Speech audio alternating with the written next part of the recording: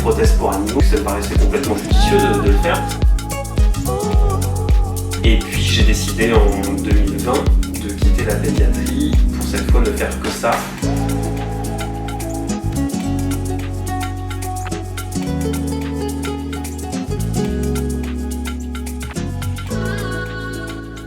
Moi j'ai fait un bac scientifique. À la suite de ce bac scientifique, en fait, j'ai fait des études orthoprothésiste. C'est pas une sous-catégorie d'une formation, c'est une formation à part entière. Donc pendant 10 ans, j'ai été orthoprothésiste en pédiatrie. Quand j'ai connu ce métier-là et que j'ai creusé un petit peu et que j'ai vu en quoi ça consistait, là je me suis dit ouf, j'ai trouvé. La première chose qui m'a plu là-dedans, je pense que c'était un peu le volet social et humain. Le fait qu'il y ait un travail manuel mais qui est complètement corrélé également au travail intellectuel qui va être le travail de conception, de prise de décision et d'analyse lors des rendez-vous. Quand je vois un patient qui marche, il faut que j'analyse qu'est-ce qui est bien dans sa marche à conserver, qu'est-ce qui est moins bien, qu'est-ce qui doit être amélioré, et même quand il a son appareil, est-ce qu'il y a un défaut de marche qui viendrait de l'appareil, oui ou non.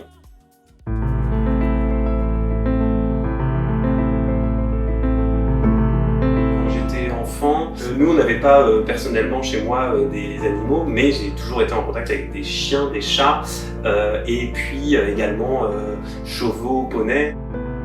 Depuis toujours, j'étais sensible à la cause animale. Je me souviens que j'étais en formation de prothésiste, que déjà j'avais entendu parler de prothèses qui avaient été faites sur un éléphant. Donc le côté prothèse pour animaux, ça me paraissait complètement judicieux de le faire. J'avais l'idée de faire des prothèses pour animaux, sauf que en pédiatrie, je travaillais énormément. Personne ne m'avait contacté pour un animal. J'étais parti tout seul en Irlande. Un soir, je dors dans une auberge vraiment en plein milieu du Connemara. La jeune femme qui tenait l'auberge était très sympa et présente un petit peu l'auberge. Et puis elle me dit, et voilà, c'est ma chèvre, elle est amputée. Je lui dis, quelle coïncidence, moi en France, il se trouve que je suis prothésiste. Et là, elle me dit, est-ce qu'on pourrait pas essayer quelque chose? J'ai jamais fait, mais j'ai très envie effectivement d'essayer. C'est pas cette rencontre, c'est pas cette chèvre qui a fait que je me suis dit, en fait, je pourrais faire des prothèses pour animaux. J'attendais impatiemment. Et donc en fait, quand j'ai rencontré, je me suis dit, enfin.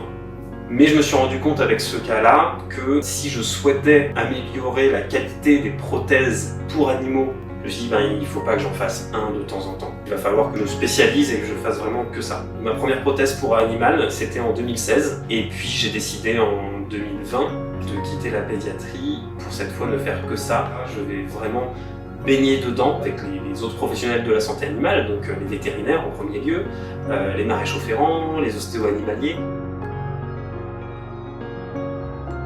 Moi, je l'ai senti dès le début, il y a plein de choses où je pense que j'aurais forcément pris des mauvaises décisions si j'avais pas eu tout ce recul que j'ai eu grâce à l'humain. Étant donné qu'il y a beaucoup plus d'humains à appareiller que d'animaux, ça m'a vraiment aidé. J'ai beaucoup plus, c'est ça, d'expérience que si j'avais fait que des animaux.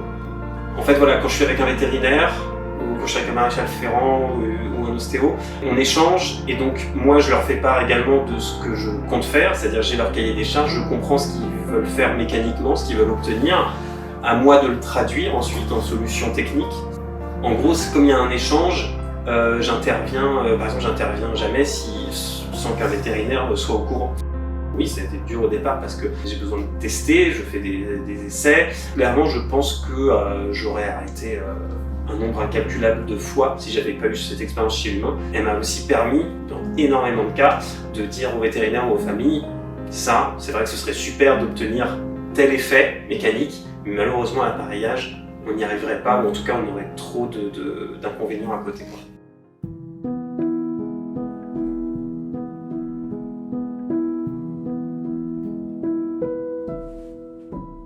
Je suis toujours en contact en fait avec mon ancienne équipe, avec des amis qui sont prothésistes. Ça m'arrive très régulièrement, d'échanger avec eux.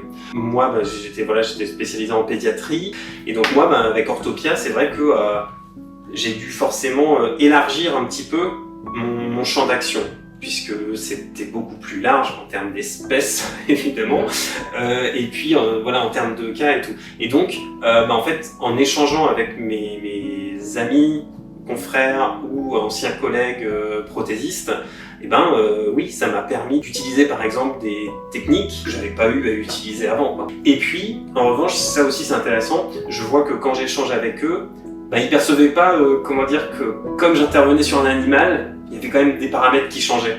Et donc parfois ils me disaient, tu pourrais faire ceci. Je dis, non, parce que comme le chien, il va avoir telle démarche. Je dis, ah oui, c'est vrai.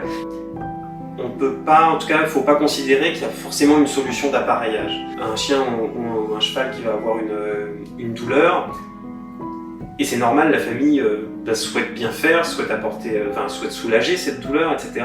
Et donc, on peut vite être amené à se dire, on va faire une attelle. Or, en fait, il y a des cas pour lesquels on veut tout sauf immobiliser, par exemple. Alors, une attelle, par contre, elle n'est pas forcément immobile, au contraire. Et c'est ça, c'est le gros plus, voilà, c'est ce qu'on fait chez l'humain, c'est des choses qui sont articulées, etc. Et ça, c'est vrai que ça, c'est très nouveau du coup pour les vétérinaires qui avaient jusqu'à maintenant finalement un peu que ce qui se fait en standard. C'est une sorte de gaine qui est rigide, point. Non, on peut vraiment articuler dans un sens, pas dans l'autre. J'ai gardé en fait les fournisseurs que j'avais en orthopédie humaine parce que ce sont les mêmes matériaux. Quand j'ai fait ma première prothèse animale, ce que j'entendais un petit peu, au-delà des moqueries, c'était l'animal, il s'habitue à tout. Et ce qui est complètement faux. On peut lui mettre n'importe quoi, c'est un animal. Et ce que je voulais avec Orthopia, c'était complètement l'inverse. C'était de me dire, non, si on utilise ça chez l'humain, c'est bien qu'il y a des raisons. Et on a les mêmes problèmes orthopédiques. Un chien, il a de l'arthrose, un cheval, il peut avoir de l'arthrite. Il y a les mêmes soucis. Donc en fait, il n'y a pas de raison de faire moins bien sur un animal que sur un humain.